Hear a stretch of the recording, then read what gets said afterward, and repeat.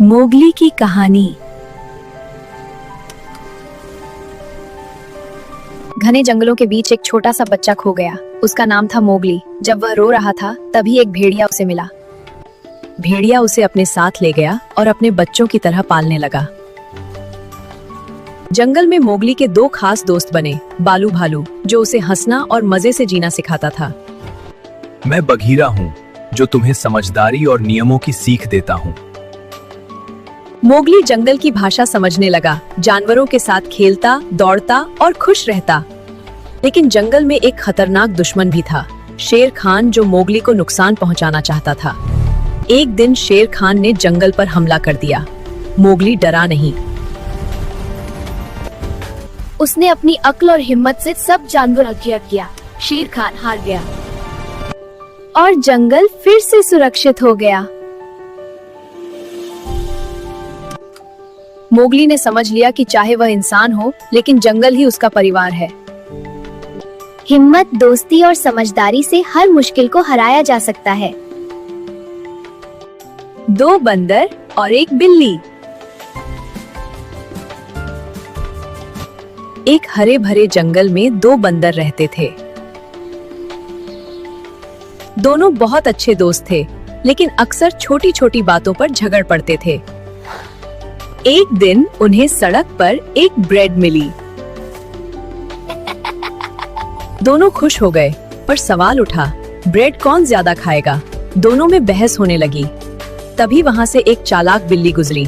बिल्ली बोली, अगर चाहो तो मैं ब्रेड बराबर बांट दूं। बंदर मान गए।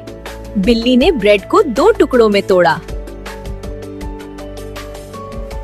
अरे, यह बराबर नहीं है।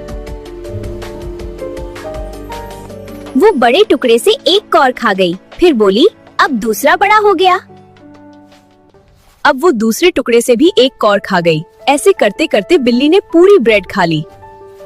दोनों बंदर देखते रह गए और बिल्ली मजे से चली गई। सीख, आपस में लड़ाई करने से तीसरा फायदा उठा लेता है। मिलजुल कर रहने में ही समझदारी है। शेर और गधा। एक घने जंगल में एक शेर रहता था। शेर बहुत ताकतवर था और जंगल का राजा माना जाता था। एक दिन शेर ने देखा कि एक गधा बहुत आराम से घास चर रहा है। तुम यहाँ क्या कर रहे हो? जल्दी भागो, वरना मैं तुम्हें खा जाऊंगा। ओ राजा शेर, क्या आप मेरे पास आकर देखेंगे कि मैं कितना बुद्धिमान हूँ? अगर आप मुझे खाने से पहले मेरे ज्ञान की परीक्षा लें, तो मैं खुश हो जाऊंगा। ठीक है, क्यों नहीं? गधा ने शेर से पूछा। बताइए, अगर एक पेड़ पर 5 फल हैं और आप 2 खा लें, तो कितने बचे? 3। गधा मुस्कुराया और बोला, तो फिर आप भी मुझे समझ गए कि ताकत से सब कुछ नहीं मिलता, ज्ञान भी जरूरी है। शेर को गधे की बात समझ आई। उसने गधे को छोड़ दिया और कहा, तुम बुद्धिमान हो। सीख, ताकत ही सब कुछ नहीं, बुद्धिमानी भी जरूरी है। डराने के बजाय समझदारी से काम लेना हमेशा बेहतर होता है।